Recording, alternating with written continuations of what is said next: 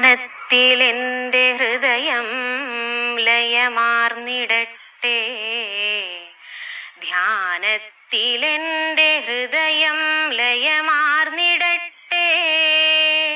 എന്നാലുപദ്രവമൊരുത്തനുമൊന്നുകൊണ്ടും എന്നാലുമേൽക്കരുത് ഞാൻ കരുതാതെ കണ്ടും, നന്നായി വരട്ടെ മമ വൈരി ജനങ്ങൾ പോലും എന്നാകണം മമ മനസ്സു ജഗത്സ്വരൂപാ. ഏതാകിലും മമ ഫലേച്ഛപ്പെടാതെ നിത്യം ഗീതാവചസ്സുകളിലെൻ്റെ മനസ്സു മുങ്ങി, ജാതാദരം സകല കർമ്മവുമാചരിപ്പാൻ ഭൂതാദിനാഥ മതിയിൽ സ്ഥിതി ചെയ്യണം നീ. ആദിചിന്തകളാൽ നീന്തിടുമന്തരംഗമേകാഗ്രമാക്കി അലയെട്ടെഴുമാഴി പോലെ ശോകപ്രണാശി ഭജനം വിജനത്തിലിന്നും ആകാനെനിക്കു തരമെന്നി വന്നിടുന്നു. ഈ വാസനാനദിയിലെൻ മതി വഞ്ചിതെറ്റി പോകാതെ നല്ല വഴിയിൽ കരപറ്റിടാനും, ദേവാദിദേവ ദശതൻ ദുരിതം കെടാനും സേവാമൃതം ഹൃദിയുദിച്ചുയരുന്നതെന്നാം. ധ്യാനത്തിലെൻ്റെ ഹൃദയം ലയമാർന്നിടട്ടെ, ധ്യാനത്തിലെൻ്റെ ഹൃദയം ലയമാർന്നിടട്ടെ, ധ്യാനത്തിലെൻ്റെ ഹൃദയം ലയമാർന്നിടട്ടെ. അവർ ഒരു ഭാരമാണെന്ന് നമ്മുടെ ഉള്ളിലേക്ക് തോന്നി തുടങ്ങുമ്പോൾ നിങ്ങളുടെ ശരീരം, ഇത് ഡോക്ടർ പറഞ്ഞതാണ്, നിങ്ങളുടെ ശരീരം നിങ്ങൾക്കെതിരെ പ്രവർത്തിക്കാൻ തുടങ്ങും. ടീച്ചർ പറഞ്ഞു മനസ്സിലായോ? ഇല്ല, ഒന്നുകൂടി ശ്രദ്ധിച്ചേ. അച്ഛനും അമ്മയും ശത്രുവായിട്ട് കാണുമ്പോൾ, അച്ഛനും അമ്മയും ശത്രുവായിട്ട് കാണുമ്പോൾ അവരുടെ ഭാരമാണെന്ന് എപ്പോ നിങ്ങളുടെ മനസ്സിൽ തോന്നുന്നോ അന്ന് നിങ്ങളുടെ ശരീരത്തിലെ സെല്ലുകൾ നെഗറ്റീവായിട്ട് പ്രവർത്തിച്ചു തുടങ്ങും. അത് നിങ്ങളിൽ മാറാത്ത രോഗമായിട്ട് വരും. ഇത് ഡോക്ടറുടെ വാക്കാണ്. ഇത് ഡോക്ടറുടെ വാക്കിന്റെ ദർശനത്തിൽ ഏറ്റവും പ്രധാനപ്പെട്ട എന്താന്ന് പറയട്ടെ, വിദ്യാലയങ്ങളിൽ കുട്ടികളെ ത്യാഗം പഠിപ്പിക്കണം. എന്താ ത്യാഗം? സാക്രിഫൈസ് കൊണ്ട് പറഞ്ഞു അല്ലെ, സാക്രിഫൈസ് പറഞ്ഞു. അതായത് എന്ന് വെച്ചാൽ എന്താ, വാട്ട് ഈസ് സാക്രിഫൈസ്? ത്യാഗം പഠിപ്പിക്കണം എന്ന് പറഞ്ഞു. എന്താ?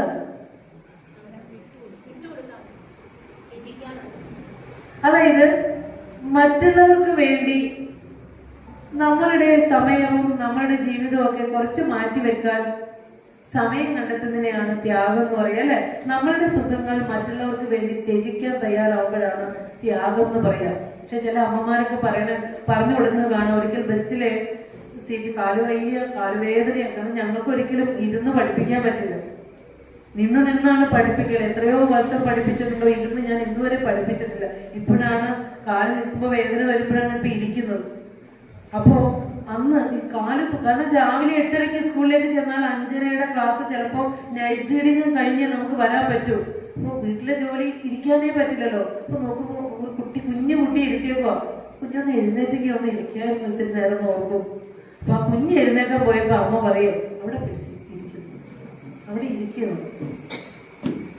മറ്റുള്ളവർക്ക് വേണ്ടി ഒരു കുഞ്ഞു സുഖം പോലും ത്യജിക്കാൻ നമ്മൾ നമ്മുടെ മക്കളെ പഠിപ്പിച്ചിട്ടില്ല. അപ്പൊ ഗുരു പറയാ, വിദ്യാലയങ്ങളിൽ കുഞ്ഞുങ്ങളെ ത്യാഗം പഠിപ്പിക്കണം. മക്കളെ, നിങ്ങള് സ്കൂൾ വിട്ടു കഴിഞ്ഞ് ക്ലാസ് മുറി എല്ലാവരും പോന്നു കഴിഞ്ഞാണ് നിങ്ങൾ പോരുന്നതെങ്കിൽ ഫാനുകൾ കറങ്ങി കിടപ്പുണ്ടാവും. വെറുതെ കിടന്ന് കറങ്ങുക. ചിലപ്പോൾ അത് ഓഫ് ചെയ്യാൻ വന്നത് സന്ധ്യക്കായിരിക്കും, സ്വീപ്പർ ഇതെല്ലാം കഴിഞ്ഞിട്ടായിരിക്കും മെയിൻ സ്വിച്ച് ഓഫ് ആക്കണം. അത്രയും നേരം ആ ഫാൻ കിടന്ന് കറങ്ങുക. ഒരു ഇച്ചിരി ഉള്ളിൽ ധർമ്മബോധമുള്ള കുട്ടിയാണ് എന്ത് ചെയ്യും, ചെന്നിട്ട് ആ സ്വിച്ച് ഒക്കെ ഓഫ് ചെയ്യും. അപ്പൊ ആരോട് ചോദിക്കും, മോൻ ആരുടെ മോനാണ് ചോദിക്കും, തീർച്ചയായിട്ടും ചോദിക്കും അല്ലേ? ഒരു ത്യാഗമാണ്. പൈപ്പിൽ കൈ കഴുകി കഴിഞ്ഞപ്പോ എല്ലാ പൈപ്പും തുറന്ന് വെള്ളം പോയിക്കൊണ്ടിരിക്കുക. ഒരു കുട്ടി ചെന്ന് എല്ലാം അടയ്ക്കുക. വെള്ളം പാഴാക്കാൻ പാടില്ല.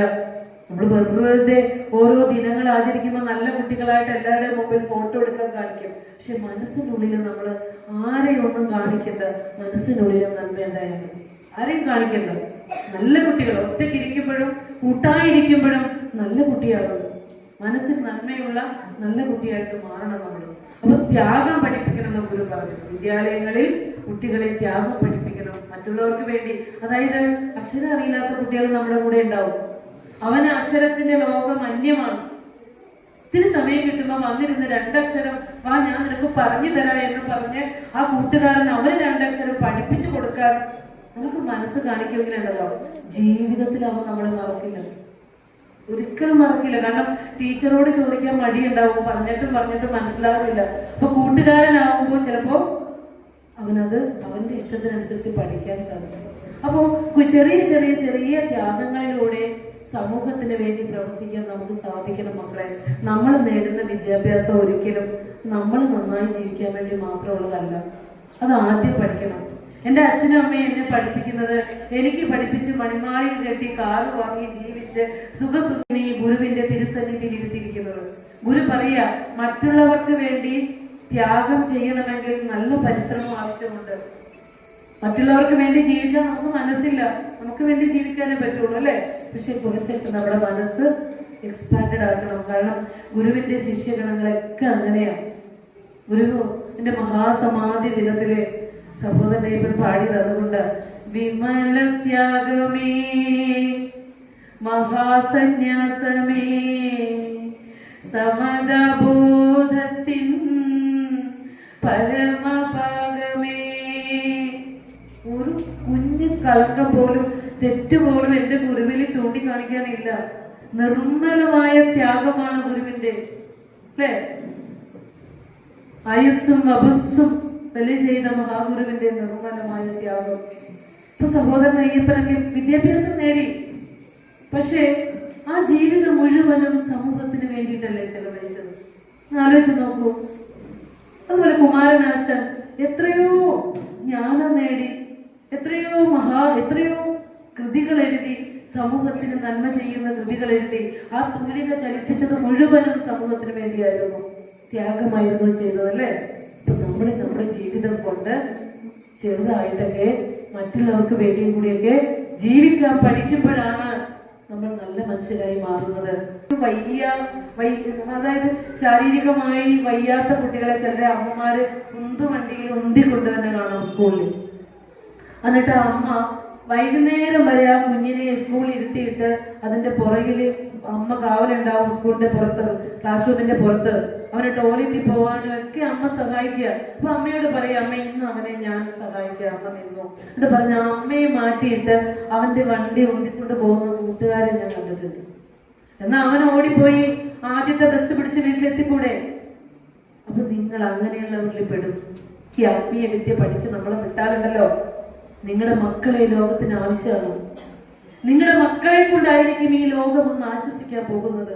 അതുകൊണ്ട് ഒരല്പമെങ്കിലും നിങ്ങളുടെ ഉള്ളിൽ ചിന്താശക്തി ഉണ്ടെങ്കിൽ, ബോധമുണ്ടെങ്കിൽ, കുഞ്ഞുങ്ങളെ ഈശ്വരാനുഗ്രഹത്തിന്റെ വെളിച്ചം കൊടുത്ത് വളർത്തണം.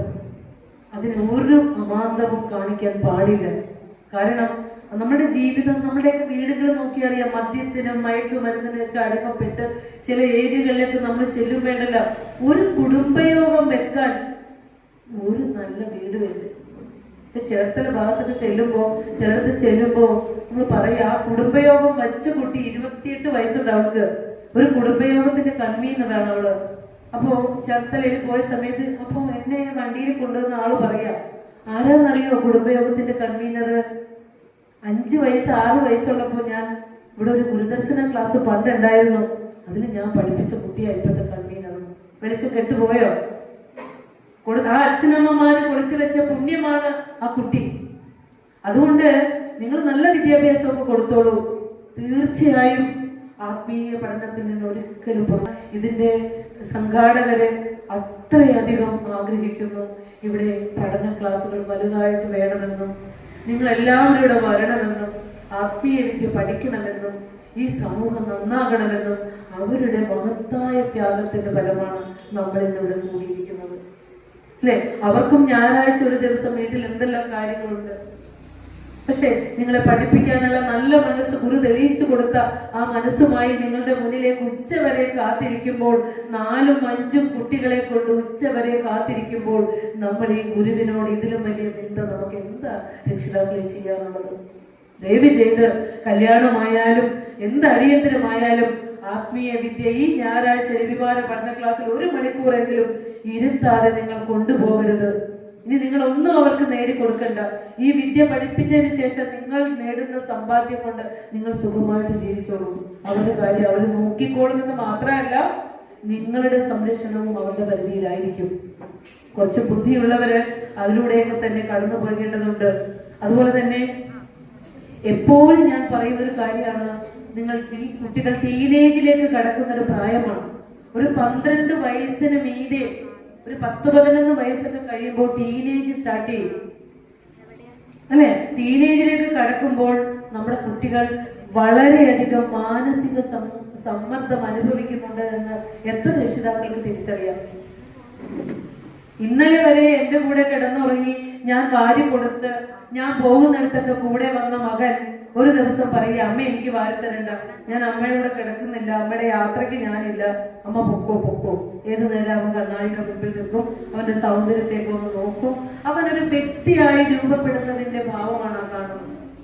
പക്ഷെ കുട്ടികൾക്ക് ചേഞ്ച് വരുന്നുണ്ട്. ഇന്റേണലി ആൻഡ് എക്സ്റ്റേണലി ചേഞ്ച് വരും. ബുദ്ധിമതിയായ ഒരു അമ്മയ്ക്ക് ഈ ചേഞ്ച് തിരിച്ചറിയാൻ സാധിക്കണം. ഹോർമോണൽ ചേഞ്ചസ് വരുന്ന സമയത്ത് ഡോപ്പമിൻ, ഈസ്ട്രജൻ തുടങ്ങിയ ഹോർമോൺ പ്രൊഡ്യൂസ് ചെയ്യുന്ന സമയത്ത് കുട്ടികളിൽ സെക്സ് ഹോർമോൺസ് പ്രൊഡ്യൂസ് ചെയ്യുന്ന കാലമാണ്. അപ്പോൾ ആ സമയത്ത് കുട്ടികൾക്ക് ആൺകുട്ടികളോട് പെൺകുട്ടികളോടും പെൺകുട്ടികൾക്ക് ആൺകുട്ടികളോടും ഒക്കെ ഒരു അട്രാക്ഷൻ സഹജമായിട്ട് ഉണ്ടാകുന്നതാണ്. പക്ഷേ ഈ ഉണ്ടാകലിനെ നമ്മൾ എന്ത് ചെയ്യണമെന്ന് പറയട്ടെ, ഇത് എനിക്ക് വന്നൊരു മാറ്റമാണെന്ന് മനസ്സിലാക്കി ഓരോ കുട്ടിയും അതിന്റെ പുറകെ പോവുകയല്ല വേണ്ടത്. അതിൽ നിന്ന് പിന്തിരിഞ്ഞ് നേരായ മാർഗത്തിലൂടെ വിദ്യാർജനത്തിൽ ശ്രദ്ധിച്ച് മുന്നോട്ട് പോകണം. നമുക്കൊന്ന് കാണാം, ഈ ചില ഏരിയകളിലേക്കൊക്കെ നമ്മൾ ചെല്ലുമ്പോൾ പാതിരാത്രി 12 മണി സമയത്ത് പോലും ആൺകുട്ടികളും പെൺകുട്ടികളും തോളോട് തോൾ ചേർന്ന്, സബജൻ സാറിനൊക്കെ അറിയാം, ഇതൊക്കെ കാണുന്നവരവരൊക്കെ ചേർന്നിരിക്കുന്നു. ചിലപ്പോ ചെന്നിട്ട് എന്തുണ്ടാ ഇങ്ങനെ ഇരിക്കണേ എന്ന് ചോദിക്കാൻ പോലും ഭയമാണ്, ചോദിക്കില്ല. നമ്മുടെ മക്കളെ പിന്നെ ആര് നിയന്ത്രിക്കും എന്ന് കരുതിയിട്ടാ ചോദിച്ചാൽ ചിലപ്പോൾ ജയിലിനകത്തായിരിക്കും ചോദിക്കുന്നവര്. ആലോചിച്ച് നോക്കൂ. അപ്പോൾ സ്വയം നമ്മൾ നമ്മുടെ മക്കളെ ഇതിൽ നിന്നെല്ലാം നല്ല മാർഗത്തിലൂടെ നയിക്കാനുള്ള നല്ല പാഠങ്ങൾ നമ്മുടെ മക്കൾക്ക് നമ്മൾ പകർന്നു കൊടുക്കണം. അപ്പൊ അവർക്കറിയാം സാൻമാർഗികമായി ജീവിക്കാൻ പറ്റില്ല, അല്ലെ? ഒരു കുഞ്ഞിന് ജന്മം നൽകേണ്ട പെൺകുട്ടികള് മദ്യത്തിനും മയക്കുമരുന്നിനും അടിമയായാൽ ഇനി വരുന്ന തലമുറയുടെ അവസ്ഥ ഒന്ന് ആലോചിച്ച് നോക്കൂ. സ്വബോധമുള്ള ആരെങ്കിലും ഉണ്ടാവോ ഇവിടെ? ഉണ്ടാവോ? അപ്പൊ നമ്മൾ ഇപ്പൊ ഇങ്ങനെ ഇരിക്കുന്ന കുഞ്ഞുങ്ങളുണ്ടല്ലോ, അവരെ ഇരുത്തിയിരിക്കുന്ന രക്ഷിതാക്കളുണ്ടല്ലോ, ഭാഗ്യവാന്മാരാണ്. കാരണം എന്നാന്ന് പറയട്ടെ, ഇന്ന് ഒറ്റ കുട്ടികളെ വിളിച്ച വരില്ല, ഒരൊറ്റ കുട്ടികളെ വിളിച്ച വരില്ല. കാരണം എന്താ? ഒരു മൊബൈൽ ഉണ്ട്, തോണ്ടിക്കൊണ്ടിരിക്കുകയാണ്, അല്ലെ? അതിൽ നിന്ന് ഒരു നിമിഷം പോലും വിട്ടു നിൽക്കാൻ പറ്റാത്ത രീതിയിൽ മൊബൈൽ അഡിക്ഷൻ ആയിരിക്കുന്ന കുട്ടികൾക്ക്. സ്വന്തമായി മൊബൈൽ ഉണ്ടായിരിക്കുന്നു, അതായത് ഇലക്ട്രോണിക്സ് ഉപകരണങ്ങൾ ഉപയോഗിക്കുമ്പോൾ വളരെ ശ്രദ്ധയോടെ കൈകാര്യം ചെയ്തില്ലെങ്കിൽ നമ്മുടെ ജീവിതത്തെ തന്നെ തകർത്ത് കളയുന്നു. അത് ഒരു മറവും ഒരു ഒളിവുമില്ലാത്ത ഇന്റർനെറ്റ് സത്യമായി നമ്മുടെ കുഞ്ഞുങ്ങൾ ടീനേജിലേക്ക് ഇത് കയ്യിൽ കിട്ടിയാൽ ജീവിതത്തിന്റെ താളം തെറ്റും, ഒരു സംശയമില്ല. ഒരു കത്തി കൊണ്ട് നമുക്ക് ഒരാളെ കുത്തിക്കൊല്ലാനും സാധിക്കും, കരിയാനും സാധിക്കും. അതുപോലെ മൊബൈലിലും ഉണ്ട് നല്ല യൂസ്, നല്ല അറിവുകൾ നമുക്ക് അതിൽ നിന്ന് എടുക്കാം. പക്ഷെ ചീത്ത അറിവുകളെ തേടി നമ്മുടെ കണ്ണ്, നമ്മുടെ കയ്യ് പോയേക്കരുത്. അത് നമ്മുടെ ജീവിതത്തിനെ തന്നെ തകർത്ത് കളയുന്ന ഒന്നാണ്. അവിടെയൊക്കെയാണ് നമ്മുടെ സന്മാർഗിക ബോധം വന്നത്. ഇതൊന്നും കണ്ടുകൂടാ, വേണ്ട കാര്യങ്ങൾ മാത്രമേ ഉപയോഗിക്കാൻ പാടുള്ളൂ. നമുക്കറിയാം, ഇന്ന് മൊബൈൽ ഗെയിമുകൾക്ക് അടിമയായിട്ടുള്ള കുട്ടികളുടെ ചികിത്സിപ്പിക്കാനുള്ള കേന്ദ്രങ്ങൾ വരെ തുറന്നു കഴിഞ്ഞു. മൊബൈൽ അഡിക്ഷൻ, അതായത് ഒരു കുഞ്ഞിന് അബാനെ പോലെയുള്ള ആളുകള് അഞ്ചു പേരെ 1 മണിക്കൂർ കൊണ്ട് കൊന്നിട്ട് 5 പേരെ കൊല്ലാൻ പറ്റുള്ളൂ.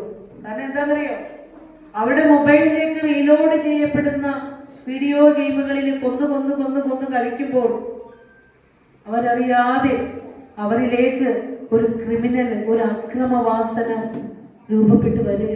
പിള്ളേർ അറിയുന്നില്ല അത്. ഒരാളുടെ മരണം കണ്ടാലൊന്നും മനസ്സൊന്നും അലിയില്ല. കാരണം അവർ എത്ര പേരെ കൊല്ലുന്നു ഒരു ദിവസം. നമ്മളറിയാതെ നമ്മളിലേക്ക് വാസനയായി പോകും മക്കളെ. അതുകൊണ്ട് നമ്മളുടെ സമയം വിലപ്പെട്ടതാണ്. ബ്രഹ്മചര്യാശ്രമ കാലമാണ്, വിദ്യാഭ്യാസ കാലഘട്ടം ഏറ്റവും വിലപ്പെട്ട കാലമാണ്. നമ്മളറിയാതെ നമ്മുടെ സമയം, എത്ര സമയമാണ് മൊബൈൽ ഫോൺ നമ്മളെ ഉപയോഗിച്ച് നമ്മളെ ചൂഷണം ചെയ്തെടുക്കുന്നത്. നമ്മുടെ ഭാവി രൂപപ്പെടുത്തി എടുക്കാൻ നല്ല അറിവുകൾ നേടേണ്ട നല്ല പ്രായത്തിലാണ് നമ്മൾ ഈ മൊബൈലിന് അടിമയാകുന്നത്. ഒരു 3 മണിക്കൂർ നമ്മൾ കളിച്ചു, എന്ത് നേടി? നമ്മുടെ കണ്ണുപോയി, നമ്മുടെ ധനം പോയി, നമ്മുടെ സമയം പോയി. അതുകൊണ്ട് എന്താ നേടിയേ? ഒന്നും നേടിയിട്ടില്ല. അപ്പോ ഈ സമയവും നമ്മുടെ ജീവിതവും ഒക്കെ നഷ്ടപ്പെട്ടുകൊണ്ടുള്ള ഒരു മൊബൈൽ ഗെയിമുകൾക്കും അടിമയാകരുത്. നിങ്ങൾക്ക് ഇനി അതുപോലെ താല്പര്യമുണ്ടെങ്കിൽ ആഴ്ചയിൽ ഒരു ദിവസം ഒരു അരമണിക്കൂറോ 1 മണിക്കൂറോ ഒക്കെ നിങ്ങൾ കളിച്ച് നിങ്ങളുടെ അത് അതിലൂടെ നിങ്ങൾ നിർത്തുക. കാരണം എന്ത് വസ്തുവാണോ വീണ്ടും വീണ്ടും വീണ്ടും എനിക്ക് വേണമെന്ന് തോന്നുന്നത്, അവിടെ നിങ്ങൾ അഡിക്റ്റ് ആയിട്ടുണ്ടെന്ന് അർത്ഥം. അഡിക്റ്റ് ആയിട്ടുണ്ട്. അപ്പൊ അഡിക്ഷനിലേക്ക് പോകാതിരിക്കണമെങ്കിൽ ഇതിനെയൊക്കെ ലിമിറ്റ് ചെയ്ത് ഉപയോഗിക്കാൻ നമ്മൾ പഠിക്കണം, അല്ലേ? അപ്പോ 3 തരത്തിലുള്ള വളർച്ച ഒരു കുട്ടിക്ക് ആവശ്യമാണ്. അച്ഛനമ്മമാരോടാണ് പറയുന്നത്. കുട്ടികളെ കേൾക്കുക. IQ വികസിപ്പിക്കണം അവർക്ക്. ഇന്റലിജൻസ് കോഷ്യന്റ് അവർക്ക് ഉണ്ടാകണം. ബുദ്ധിപരമായ വളർച്ച അവർക്ക് ഉണ്ടാകണം. അതിനുള്ള അധ്യയനം നമ്മൾ ഇന്ന് കൊടുക്കുന്നുണ്ട് വിദ്യാലയങ്ങളിൽ. അതുപോലെ തന്നെയാണ് ഈക്വൽ ആയിട്ടുള്ളതാണ് EQ, എമോഷണൽ കോഷ്യന്റ്. അച്ഛന് വഴക്ക് പറയാൻ പേടിയാ, അമ്മക്ക് വഴക്ക് പറയാൻ പേടിയാ, ടീച്ചർ മിണ്ടത്തേയില്ല. ടീച്ചർ മിണ്ടിയ അപ്പ ടീച്ചർ ജയിലാവും.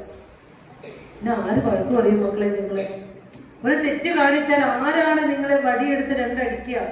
ആരാ അടിക്കുക? അപ്പോ എന്ത് ചെയ്യണം എന്ന് വെച്ചാല് വളരെ ചെറിയ പ്രായത്തിലെ തന്നെ ചെറിയ ചെറിയ തെറ്റുകൾക്ക് ചെറിയ ചെറിയ ശാസനകളും ശിക്ഷകളും കൊടുത്ത് ഇറുക്കിലെടുത്താണെങ്കിലും അടിച്ച് ആ കുഞ്ഞുങ്ങളുടെ തെറ്റുകളെ തിരുത്തുമ്പോൾ ആ മനസ്സിൽ സ്റ്റേബിൾ ആക്കുക, മനസ്സ് കുറച്ച് കട്ടി കൊടുത്തു കൊടുക്കുക. ഇത് ഗുരുക്കന്മാര് ഗുരുകുലത്തിൽ അങ്ങനത്തെ വിദ്യാഭ്യാസം ചെയ്യണം. ഒരു ദിവസം ലേറ്റ് ആയിട്ട് വന്നു ക്ലാസ്സിൽ. പറഞ്ഞ് എന്താ സംഭവിച്ച? ഒരു ദിവസം ലേറ്റ് ആയിട്ട് വന്നു. അപ്പോൾ ടീച്ചർ എന്ത് ചെയ്തു? സാർ എന്ത് ചെയ്തു? നന്നായിട്ട് അടിച്ചു. നന്നായിട്ട് അടിക്കുക മാത്രമല്ല, നീ ഒരു ദിവസം മുഴുവൻ ഇവന് ആഹാരം കൊടുക്കണ്ടാവും. ഒരു ദിവസം മുഴുവൻ അവന് ആഹാരം കൊടുക്കണ്ടാവും. അവൻ ചെയ്ത തെറ്റെന്താ? എല്ലാ ദിവസവും നേരത്തെ വരാറുണ്ട്, ഒരു ദിവസം ഇത്ര ലേറ്റായി വന്നു. ഇവൻ വിചാരിച്ചു, ഗുരുവൻ എന്നോട് എന്തോ വ്യക്തി വൈരാഗ്യമാണ്, ഗുരുവൻ എന്നോട് എന്തോ ദേഷ്യമാണ്. അതുകൊണ്ട് ഗുരുവിനെ വല്ലാതെ അങ്ങോട്ട് സങ്കടം വന്നു. അന്ന് മുഴുവൻ ഇരുന്ന് കരഞ്ഞു, വല്ലാതിരുന്ന് കരഞ്ഞു. അപ്പൊ ഗുരുവിനോട് വൈകുന്നേരം ആയപ്പോ ഗുരുവിന്റെ അടുത്ത് ചെന്നിട്ട് ചോദിച്ചു, ഗുരു, ഞാനൊരു ചെറിയ തെറ്റല്ലേ ചെയ്തത്, എനിക്ക് എന്തിനാണ് ഇത്രയും വലിയ ശിക്ഷ തന്നത് എന്ന് ചോദിച്ചപ്പോൾ ഗുരു ഒന്നും മിണ്ടിയില്ല. എൻ്റെ കൂടെ വരൂ എന്ന് പറഞ്ഞു കൊണ്ടുപോയി. എന്നിട്ട് പുറത്ത് എന്നിട്ട് ഒരു ചെറിയ ചെടി കാണിച്ചിട്ട് പറഞ്ഞു, ഇതൊന്ന് പിഴുതെടുക്കൂ. അവനത് പിഴുതെടുത്തു. പിന്നെയും അവർ ഉദ്യാനത്തിലൂടെ നടക്കുക. അപ്പൊ അതിലും കുറച്ചും കൂടി വലുതായ ഒരു ചെടി കാണിച്ചിട്ട് പറഞ്ഞു, അതൊന്ന് പിഴുതെടുക്കൂ. അതും എടുത്തു കൊടുത്തു. 3ാമതൊരെണ്ണവും ഇത്തിരി കഷ്ടപ്പെട്ട് പിഴുതെടുത്തു. അത് ഇത്തിരി കൂടി വലുതായില്ല. പിന്നെ കുറച്ച് വേരുറച്ച ഒരു വലിയ മരമായി വരുന്ന ഒരു തൈ പിഴുതെടുക്കാൻ പറഞ്ഞു. പറ്റുമോ? അത് വലിച്ച പോരോ? പോകുന്നില്ല. ഇത് പറ്റുന്നില്ല, ഇത് പിഴുതെടുക്കാൻ പറ്റുന്നില്ല ഗുരു. അപ്പൊ പറയാണ്, ഇതുപോലെ തന്നെയാണ് ഏത് ദുസ്വഭാവങ്ങളും മുളയിലേ നുള്ളിയില്ലെങ്കിൽ അത് വളർന്ന് വളർന്ന് വളർന്ന് വേരോടിയാൽ പിന്നെ ആർക്കും അത് തിരുത്താനാവില്ല. അതുകൊണ്ട് ചെറിയ തെറ്റുകളൊക്കെ നമ്മൾ ചെയ്യുമ്പോൾ നമ്മുടെ അച്ഛനമ്മമാരും നമ്മുടെ അധ്യാപകരൊക്കെ ചെറിയ ശിക്ഷ തരുമ്പോൾ അത് കുറ്റമായി കണ്ട അധ്യാപകർ അമ്മമാരുടെ എന്ന് പറഞ്ഞ് അവരെ വിഷമിപ്പിക്കാനും അല്ലെങ്കിൽ അച്ഛനമ്മമാരെ വിഷമിപ്പിക്കാനും ഒന്നും പാടില്ല. കാരണം എന്താ, എന്തെങ്കിലും ഒരു തെറ്റ് തിരുത്താൻ നമ്മൾ തുനിഞ്ഞാൽ തെറ്റുകൾ മുഴുവനും ടീച്ചർക്കാണ് അല്ലെങ്കിൽ മറ്റു ആളുകൾക്കാണ്. സ്വന്തം കുഞ്ഞുങ്ങൾക്ക് 3 മുഖമുണ്ടെന്ന് ഓരോ അച്ഛനമ്മമാർ അറിയണം. വീട്ടിൽ ഒരു മുഖം, കൂട്ടുകാരുടെ അടുത്ത് ഒരു മുഖം, വിദ്യാലയത്തിൽ ഒരു മുഖം. ഈ 3 മുഖങ്ങളും നമ്മൾ കണ്ടറിയണം. എൻ്റെ മകൻ അത്ര നല്ലതാണെന്ന് ഏത് തെറ്റ് ചെയ്യുമ്പോഴും നമ്മൾ എന്ന് ഉറക്ക വാദിക്കും, എൻ്റെ മകൻ ഒരു തെറ്റും ചെയ്യില്ല. എന്താ ഓർത്ത് നിങ്ങൾക്ക്? എന്താ ഓർത്തു? എൻ്റെ മകൻ തെറ്റ് ചെയ്തിട്ടുണ്ടെങ്കിൽ അവന് ശിക്ഷ കൊടുക്കണം ടീച്ചർ എന്നാ പറയുന്നത്. ആ തെറ്റുകളാണ് ഇപ്പൊ ഞാൻ ഇന്നിവിടെ ഇരിക്കുന്നുണ്ടെങ്കിൽ എൻ്റെ അധ്യാപകർ ചെയ്ത, എൻ്റെ അമ്മ ചെറിയ തെറ്റുകൾ ചെയ്യുമ്പോൾ പോലും തന്നിട്ടുള്ള അടിയാണ്, എൻ്റെ അധ്യാപകർ തന്നിട്ടുള്ള അടിയാണ് ഇന്ന് എനിക്ക് 10 പേരുടെ മുമ്പിൽ ഇത് പറഞ്ഞു കൊടുക്കാനുള്ള ശക്തിയായി വന്നത്. അപ്പോ ഇമോഷണലി സ്റ്റേബിൾ ആക്കണം കുട്ടികളെ. ഇപ്പൊ നമ്മൾ കണ്ടില്ലേ, 9ാം ക്ലാസ്സിൽ പഠിക്കുന്ന കുട്ടിയാണ് ആത്മഹത്യ ചെയ്തത് പാലക്കാട്. നിങ്ങളുണ്ടല്ലോ, ഇരുമ്പ് പോലെ ഉറച്ച മനസ്സാവണം കേട്ടോ മക്കളെ. ഒരാൾ വഴക്ക് പറഞ്ഞു കരുതി ഓടിപ്പോയി കയറെടുക്കാൻ പറ്റുമോ? എന്ത് നല്ല ജീവിതം നമ്മളെ കാത്ത് കിടക്കുന്നത്. ഓരോ വഴക്കുകളും ഓരോ നമ്മളുടെ മാനസികമായി നമ്മളെ ഏൽപ്പിക്കുന്ന ആഘാതങ്ങളും നമ്മളെ കറക്റ്റ് ചെയ്യാനാണ്. അതിൽ നിന്ന് നമ്മൾ കറക്റ്റ് ആകുക വേണ്ടേ, തളർന്നു പോവുകയല്ല ചെയ്യേണ്ടത്. അതുപോലെ തന്നെ ഒരു സമയത്ത് നമ്മൾ തീക്ഷ്ണമായി സന്തോഷിച്ചിരിക്കുമ്പോഴും അധികം ദുഃഖത്തിലിരിക്കുമ്പോഴും ഒരു തീരുമാനവും നമ്മൾ എടുക്കരുത്. ശാന്തമാകാൻ മൈൻഡിനെ അനുവദിച്ചതിന് ശേഷം മാത്രമേ തീരുമാനം എടുക്കാൻ പാടുള്ളൂ. ചില ആത്മഹത്യകളൊക്കെ പെട്ടെന്നുള്ള തീരുമാനത്തിലാണ് അല്ലെ. അപ്പൊ ഇമോഷണലി നമ്മൾ സ്റ്റേബിൾ ആക്കണം. അതിന് അച്ഛനമ്മമാര് കുറച്ച് ശകാരങ്ങളൊക്കെ കൊടുത്തേ പറ്റൂ.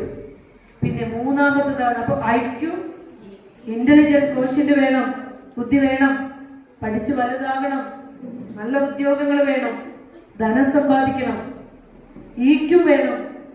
ഉദ്യോഗസ്ഥൻ, ഓഫീസിലെ ഉദ്യോഗസ്ഥൻ എന്ന് വഴക്ക് പറഞ്ഞാൽ വാടിപ്പോകരുത്.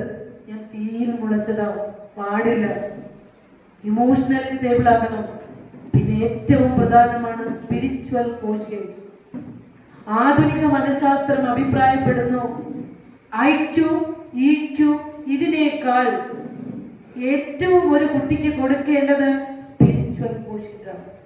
മനസ്സിലായോ അമ്മമാർക്ക് മനസ്സിലായോ?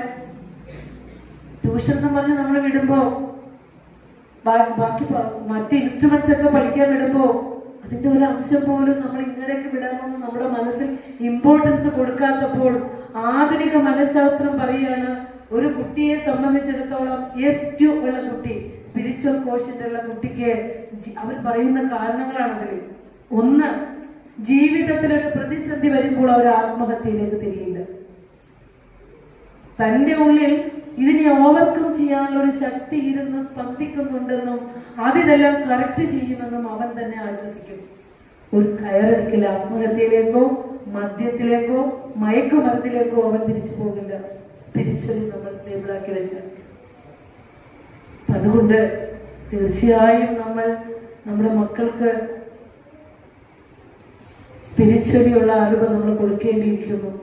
അതിൽ നിന്ന് ഒരു കാരണവശാലും നമ്മൾ പുറകോട്ട് പോകരുത്. IQ EQയോടൊപ്പം തന്നെ SQ നമ്മൾ കുട്ടികൾക്ക് കൊടുക്കേണ്ടതുണ്ട്. അതുപോലെ തന്നെ ഹോർമോണൽ ചേഞ്ചസ് വരുന്ന പ്രായത്തിൽ നമ്മുടെ കുട്ടികൾക്ക് ഉണ്ടാകുന്ന ചെറിയ ചെറിയ കാര്യങ്ങളിൽ അവരെ പബ്ലിക്കായിട്ട് ഇൻസൾട്ട് ചെയ്യാനോ കുട്ടികളെ എന്താ പറയാ വല്ലാതെ മാനസികമായി വിഷമിപ്പിക്കാതെ അച്ഛനമ്മമാർ വളരെ ക്ഷമയോടെ സഹനതയോടെ കുഞ്ഞുങ്ങളെ ഉപദേശിച്ച് അവരുടെ നന്മയിലേക്ക് അവർ നയിക്കണം. മക്കളെ, വിദ്യാഭ്യാസ കാലഘട്ടം ബ്രഹ്മചര്യ കാലഘട്ടമാണ്. ഗുരുവിന്റെ ശ്രീനാരായണ ധർമ്മം എന്ന കൃതിയൊക്കെ നിങ്ങളുടെ കുഞ്ഞുങ്ങളെ ഇവിടെ വിട്ടു തന്ന് അതൊക്കെ പഠിപ്പിച്ചു തരും. അതിൽ പഞ്ചശ്രുതിയും പഞ്ചധർമ്മങ്ങളും പഞ്ചമഹായജ്ഞവും ബ്രഹ്മചര്യാസനവും ഒക്കെ പഠിപ്പിക്കും. ഇത് പഠിപ്പിച്ച കുട്ടി ഇന്ന് ലോകത്ത് ആവശ്യമാണ്. ഇതൊക്കെ അറിയണ കുട്ടികളെ, ലോകം ആവശ്യപ്പെടുന്ന കുട്ടികളായി നിങ്ങളുടെ കുട്ടികളെ വളർത്തിയെടുക്കണം. ബ്രഹ്മചര്യാശ്രമത്തിൽ ഒരിക്കലും ഭംഗം സംഭവിക്കാൻ പാടില്ല. അമ്മയുടെ ഗർഭപാത്രത്തിൽ ജനിക്കുന്നത് മുതൽ പഠനം തീരുന്നത് വരെയുള്ള കാലഘട്ടം ബ്രഹ്മചര്യ കാലഘട്ടമാണ്. ബ്രഹ്മത്തിൽ ചരിക്കുന്ന കാലഘട്ടമാണ്. ആ കാലഘട്ടത്തിൽ ഗുരു പറയുന്നു, മിതാഹാരോ മിതനിദ്ര മിതവസ്ത്ര പരിഗ്രഹത മിതഭാഷണമേകൈകം ഭൂഷണം ബ്രഹ്മചാരിണത. ബ്രഹ്മചാരിയായിരിക്കുന്ന കാലഘട്ടത്തിൽ ആഹാരത്തിനും വസ്ത്രധാരണത്തിനും ഉറക്കത്തിനും ഒക്കെ നല്ല കൃത്യനിഷ്ഠ വേണം. പ്രഭാതത്തിൽ ഉണരണം, 5 മണിക്കെങ്കിലും ഉണരാൻ ശീലിക്കണം. 5 മണിക്ക് ഉണരുന്ന കുട്ടികൾ ആരെങ്കിലും ഉണ്ടോ? വെളുപ്പിന് ഉണരുന്ന കുട്ടികൾ ആരെങ്കിലും ഉണ്ടോ? നമുക്ക് അത്തരത്തിലുള്ള സ്വഭാവമൊന്നുമില്ല അല്ലെ. 5 മണിക്ക്, അതായത് തലേ ദിവസം നിങ്ങൾ പഠിച്ചിട്ട് തലേ കയറാത്ത ഒരു ടീച്ചർ ഈ പറയുന്നത് നിങ്ങളൊന്ന് പരീക്ഷിച്ച് നോക്കാൻ വേണ്ടി ഒരു എക്സ്പെരിമെന്റ് പറഞ്ഞു. തലേ ദിവസം നമ്മൾ മാത്സ് പഠിച്ചിട്ട് നമുക്ക് തലേ കയറണേയില്ല. അതെടുത്ത് മാറ്റി വെച്ചു, മലയാളം പഠിച്ചു, പിന്നെയും കിടക്കും, ഓ മാത്സ് ചെയ്തില്ലല്ലോ. പിന്നെ എടുത്തു നോക്കി അത് പഠിക്കാൻ പറ്റുന്നില്ല, പിന്നെ അതങ്ങ് മാറ്റി വെച്ചു. എന്നിട്ട് നിങ്ങൾ വെളുപ്പിന് ഏകദേശം ഒരു 5 മണിയായ സമയത്ത് തലേ ദിവസം നിങ്ങളൊരു തിളപ്പിച്ചാറിയ വെള്ളം എടുത്താൽ ഒരു തുളസിയിലേക്ക് ഇട്ട് മൂടി വെച്ച് വെളുപ്പിന് 5 മണിക്ക് അമ്മമാരൊന്ന് വിളിച്ച് എഴുന്നേൽപ്പിക്കണം. എഴുന്നേൽപ്പിച്ച് വന്നിട്ട് ഒന്ന് പ്രാഥമിക കാര്യങ്ങളെല്ലാം ചെയ്ത് ആ വെള്ളം എടുത്ത് കുടിച്ച് ആ കണക്ക് ബുക്കൊന്ന് എടുത്ത് വെച്ച് നിങ്ങളൊന്ന് കോൺസെൻട്രേറ്റ് ചെയ്തൊന്ന് പഠിച്ചു നോക്കി. നമ്മുടെ ശരീരത്തിലെ സകല നാഡീ ഞരമ്പുകളും എനർജറ്റിക് ആയിട്ട് നിൽക്കുന്ന സമയമാണ് വെളുപ്പിനുള്ള സമയം, ബ്രാഹ്മ മുഹൂർത്തം. ഞാൻ എനിക്ക് എൻ്റെ ദർശനമാലയിലെ ഓഡിയോസ് മുഴുവനും റെക്കോർഡ് ചെയ്യുന്നത് 5 മണിക്കോ 4 മണിക്കോ ഒക്കെ ആയിട്ട്. കാരണം ആ സമയത്ത് നമ്മളിലേക്ക് കടന്നു വരുന്ന ഒരു ഊർജ്ജം ഉണ്ടല്ലോ മക്കളെ, ജീവിതകാലം മുഴുവൻ നമ്മൾ മറക്കില്ല. അതിനെ പഠിച്ചത് ശീലിച്ചു നോക്കിയാവും. ഇപ്പൊ രാമായണ കാലഘട്ടമൊക്കെയാ, അതായത് കർക്കിടക മാസം എത്തുമ്പോൾ രാമായണ കാലഘട്ടമുണ്ട്. അതിനകത്ത് വിശ്വാമിത്ര മഹർഷി രാമലക്ഷ്മണന്മാരെയും കൊണ്ട് യാഗരക്ഷയ്ക്ക് വേണ്ടി പോകുന്ന ഒരു സീനുണ്ട്. രാമലക്ഷ്മണന്മാരെ കൊണ്ട് യാഗരക്ഷയ്ക്ക് പോകുമ്പോൾ സരയൂ നദിയുടെ തീരത്തെത്തിയപ്പോൾ അവരുടെ രാത്രിയായി. അവർ ആ തീരത്ത് തന്നെ തൽപ്പത്തിൽ അവർ ഉറങ്ങാൻ കിടന്ന് വെളുപ്പിന് രാത്രി കഴിഞ്ഞ് ബ്രാഹ്മ മുഹൂർത്തം എത്തിയപ്പോ വിശ്വാമിത്ര മഹർഷി ഈ കുമാരന്മാരെ വിളിച്ചെഴുന്നേൽപ്പിക്കുന്ന ഒരു രംഗമുണ്ട് രാമായണം. അതിനകത്ത് പറയുന്നുണ്ട്, കൗസല്യ സുപ്രജാരാമ പൂർവ സന്ധ്യാ പ്രവർത്തതേ ഉത്തിഷ്ഠ നരശാർദൂല കർത്തവ്യം ദൈവമാന്യുകം. നമ്മൾ എവിടെ കേട്ടേക്കണം? എം.എസ്. സുബ്രഹ്മണ്യ അമ്മയുടെ വെങ്കടേശ്വര സുപ്രഭാതത്തിലെയാണ് കരുതിയിരിക്കുന്നത്. ഇത് രാമായണത്തിൽ വിശ്വാമിത്ര മഹർഷി ഒരു കുഞ്ഞിനെ വിളിക്കേണ്ട അമ്മമാരോട് പറഞ്ഞു തരണം കേട്ടോ. എന്തൊക്കെ പേര് പറഞ്ഞാൽ നമ്മളെ രാവിലെ കുഞ്ഞിനെ വിളിക്കണം? ആദ്യം ഒന്ന് മര്യാദയ്ക്ക് വിളിക്കും, പിന്നെ നമ്മള് കിട്ടാത്ത പേരുകളൊക്കെ പറഞ്ഞായിരിക്കും നമ്മുടെ മക്കളെ വിളിക്കുക. ഇവിടെ രാമായണം നമ്മളോട് പറയുക, കൗസല്യ സുപ്രജാരാമ. കൗസല്യയുടെ നല്ല മകനായ അമ്മയുടെ പേര് പറഞ്ഞാണ് ഒരു പ്രഭാതം ആരംഭിക്കുന്നത്. കൗസല്യയുടെ നല്ല മകനായ രാമ ഉത്തിഷ്ഠ, എഴുന്നേൽക്കൂ. പൂർവാ സന്ധ്യാ പ്രവർത്തതേ. 4 സന്ധ്യയുണ്ട്. ഏതൊക്കെയാണെന്നറിയോ? നമുക്കൊരു സന്ധ്യയല്ലേ പരിചയമുള്ളൂ. ത്രിസന്ധ്യ, വിളക്ക് കത്തിക്കുന്ന സന്ധ്യ. ഏതൊക്കെയാ 4 സന്ധ്യ? പൂർവാ സന്ധ്യ പ്രഭാതം, മധ്യാഹ്ന സന്ധ്യ ഉച്ചയ്ക്ക് സമയം, ത്രിസന്ധ്യ സന്ധ്യാസമയം, രാത്രി സന്ധ്യ. അല്ലെ? 4 സന്ധ്യകളുണ്ട്. ഇവിടെ പറയാണ് രാവിലത്തെ സന്ധ്യ വളരെ പ്രധാനമുള്ളതാണ്. ഇവിടെ എഴുന്നേറ്റിട്ട് രാവിലെ പഠിക്കാനൊന്നുമില്ല, പക്ഷെ പറയാ ഉത്തിഷ്ഠ നരശാർദൂല. അല്ലയോ ശ്രേഷ്ഠനായ നരശ്രേഷ്ഠ, നീ എഴുന്നേൽക്കൂ. കർത്തവ്യം ദൈവമാന്യകം, നീ ദൈവികമായ കർമ്മങ്ങളിൽ വ്യാപൃതനായാലും. ഒരു അമ്മയുടെ പേര് പറഞ്ഞാണ് മകനെ വിളിക്കുന്നത്. എത്ര ശ്രേഷ്ഠമായിട്ടാണ് ആ സംബോധന ചെയ്യുന്നത് അല്ലെ? കൗസല്യയുടെ നല്ല മകനായ രാമ. അപ്പൊ നമ്മുടെ അമ്മയെ സ്മരിച്ചുകൊണ്ടാകണം ഓരോ ദിവസവും ഉണരേണ്ടത്. ഇവിടെ നിന്ന് നമ്മൾ നേടേണ്ട ഒരു അറിവ്, പ്രഭാതത്തിൽ ഉണരണം. പഠിക്കുന്ന കുട്ടികൾക്ക് നിർബന്ധമായിട്ടുള്ള കാര്യമാണ് ഒരു 5 മണി കഴിഞ്ഞാൽ നമ്മൾ കിടന്ന് ഉറങ്ങരുത്. പിന്നെ നമ്മൾ അശുഭമാണ്. അതായത് ഗുരു പറയാണ്, ദിവ്യതയുടെ എഴുന്നള്ളത്ത് കാണാതിരിക്കരുത്. ജീവിതത്തിൽ ഏറ്റവും മനോഹരമായ നിമിഷമാണ് പ്രഭാതം. ആ പ്രഭാതം പോലെ ഇത്രയും മനോഹരമായ ഒരു സമയം നമ്മുടെ ജീവിതത്തിൽ ഇല്ല എന്ന് ഗുരു പറഞ്ഞു. അതുകൊണ്ട് ആ ദിവ്യതയുടെ എഴുന്നള്ളത്ത്, സൂര്യോദയത്തെ ഗുരു വർണ്ണിച്ചിരിക്കുക, ദിവ്യതയുടെ എഴുന്നള്ളത്ത് കാണാതിരിക്കരുതെന്ന്. ഇപ്പൊ ഒരു കാര്യം ഞാൻ പറഞ്ഞോട്ടെ, എന്റെ മക്കളോട് ഇരിക്കുക, 5 മണിക്ക് കുഞ്ഞിനെ വിളിച്ചെഴുന്നേൽപ്പിക്കണമെങ്കിൽ 5 മണിക്ക് അമ്മ എഴുന്നേക്കണം അല്ലേ? അമ്മ എഴുന്നേക്കണ്ടേ? അത് ആദ്യം ഒരു കാര്യമാണ്. അപ്പോ നമ്മുടെ മക്കളെ നല്ല വഴിയിലേക്ക് തിരിച്ചു കൊണ്ടുവരണമെങ്കിൽ കുറച്ച് ത്യാഗം ആര് സഹിക്കണം? അമ്മ സഹിക്കണം. സന്ധ്യക്ക് സീരിയൽ വെച്ചിട്ട് പോയി പഠിക്കണമെന്ന് പറഞ്ഞാൽ കുഞ്ഞിന്റെ മനസ്സ് സീരിയലിലായിരിക്കും അല്ലേ? വിദ്യാഭ്യാസ കാലഘട്ടങ്ങളിൽ മക്കൾക്ക് വേണ്ടി കുറച്ച് ത്യാഗം ചെയ്യുന്ന അമ്മമാര്, അത് മതി, കുറച്ച് കാലം മതി. അവരൊക്കെ പഠിച്ചു കയറി പോകുന്നവരെ അവരോടൊപ്പം ഒന്ന് അവരെ ഒന്ന് ശ്രദ്ധിക്കാനും, കുറച്ച് വെള്ളം കൊടുക്കാനും, കുറച്ച് ചായ കൊടുക്കാനും, ഒന്ന് വിളിച്ചെഴുന്നേൽപ്പിക്കാനും, അവരുടെ കാര്യങ്ങൾ ശ്രദ്ധിക്കാനും ഒക്കെ അമ്മ ഉണ്ടാവുക. അതിലും വലിയ ഭാഗ്യം എന്താ ഉള്ളത് അല്ലേ? അല്ലെങ്കിൽ നമ്മളെ ആരാണോ നമ്മളെ വളർത്തുന്നത് അവരെ അതിലൊന്ന് ഈ കുഞ്ഞുങ്ങളെ ബ്രഹ്മചര്യാശ്രമ കാലഘട്ടങ്ങളിൽ ഒന്ന് ശ്രദ്ധിച്ചു കൊണ്ടുപോകണം. വെളുപ്പിനെ എഴുന്നേറ്റ് പഠിക്കുന്നത് ഒരിക്കലും മറക്കില്ല മക്കളെ. അങ്ങനെ ശീലിക്കുക. ഇതൊക്കെ നമ്മുടെ ജീവിതത്തിൽ കരുതി വെക്കേണ്ട കാര്യങ്ങളാണ്. അതുപോലെ വിദ്യാഭ്യാസ കാലം പൂർത്തിയാകുമ്പോൾ ഒരു കുട്ടിക്ക് ഉണ്ടാകേണ്ട നല്ല കാര്യങ്ങള് വിദ്യാലയത്തിൽ നിന്ന് നിങ്ങൾക്ക് പറഞ്ഞു തന്നില്ലെങ്കിൽ ഇവിടെ ഗുരു പറഞ്ഞത് നിങ്ങളുടെ അധ്യാപകർ നിങ്ങളെ പഠിപ്പിക്കും. എന്താണെന്നറിയോ? ഗുരുവിന്റെ സദാചാരം എന്ന കൃതി ടീച്ചറോട് പറഞ്ഞു തരാൻ പറയണം കേട്ടോ. അതായത് വേദം, തൈത്തിരീയോപനിഷത്തിലെ ശിക്ഷാവല്ലി എന്ന അധ്യായത്തിൽ വിദ്യാഭ്യാസമൊക്കെ പൂർത്തിയായിട്ട് ലൗകിക ജീവിതത്തിലേക്ക് ഇറങ്ങുന്ന ഒരു കുട്ടിയോട് ഗുരു ഉപദേശിക്കുക, വേദമനൂച്യ ആചാര്യ അന്തേവാസിനം അനുശാസ്തി ഒക്കെ പഠിപ്പിച്ചു കഴിഞ്ഞിട്ട് ഗുരു പറയുക, മക്കളെ സത്യം വദ.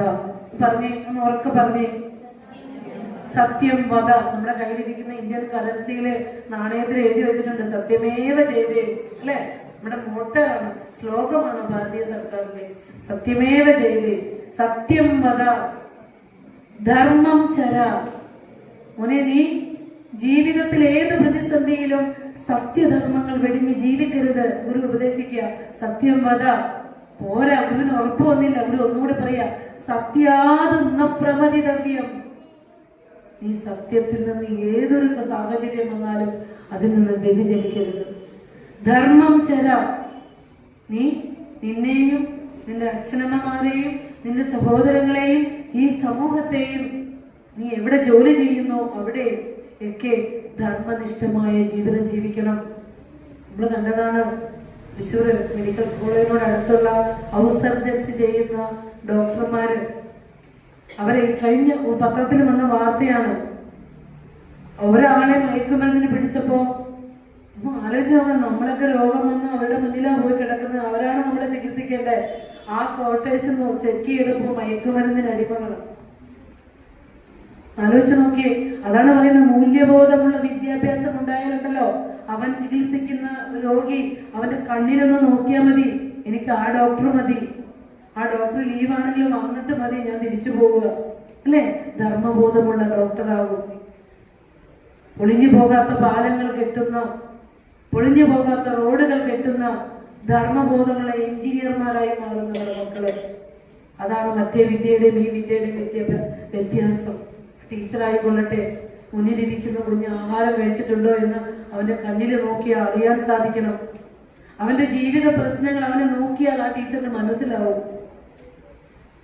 അങ്ങനെയുള്ള നല്ല മക്കളായിട്ട് നമ്മുടെ കുഞ്ഞുങ്ങൾ വളർന്നു വരണം.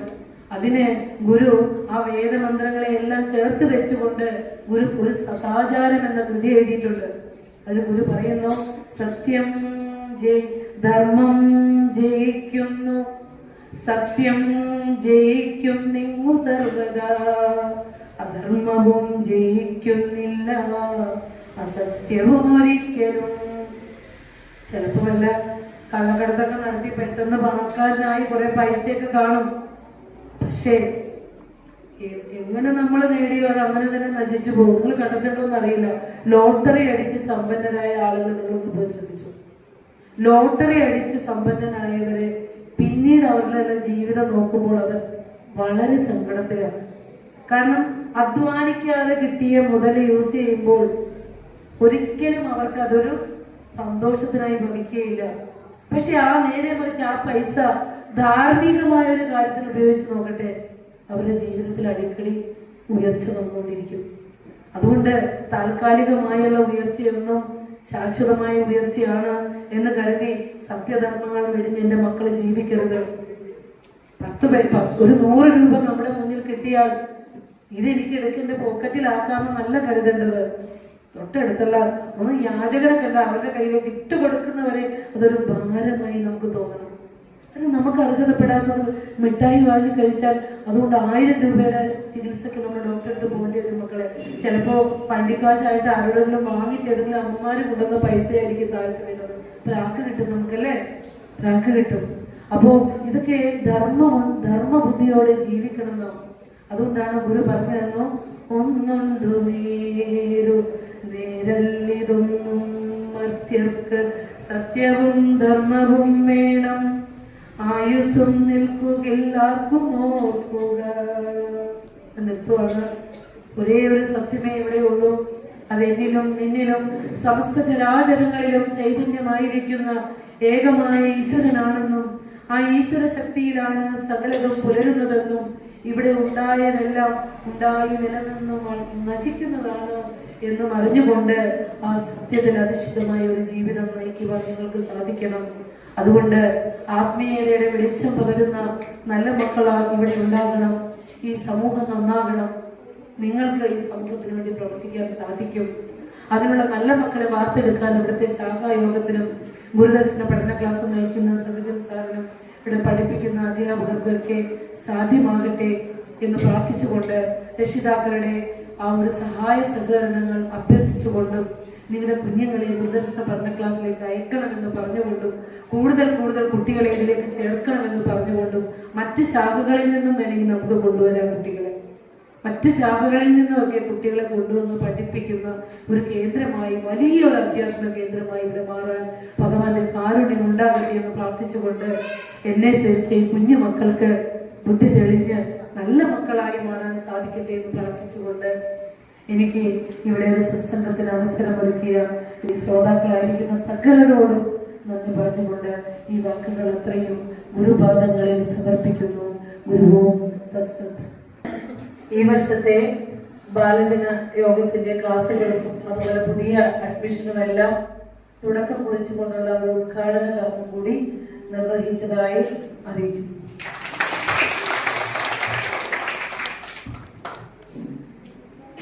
ടീച്ചറുടെ പ്രഭാഷണം തുടങ്ങിയപ്പോൾ തന്നെ ടീച്ചർ പറഞ്ഞായിരുന്നു ഏതെങ്കിലും കുട്ടികൾ വന്ന് ഇതിനൊരു മറുപടി ടീച്ചറിനോട് പറയണമെന്ന് പറഞ്ഞു. അപ്പോൾ സദസ്സിൽ നിന്ന് ആർക്കാണോ പറയാൻ താല്പര്യമുള്ള കുട്ടികൾ മുന്നോട്ട് വരിക.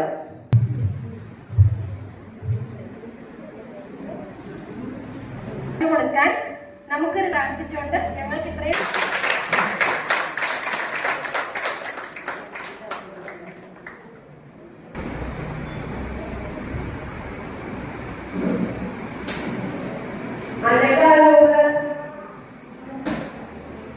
Chica,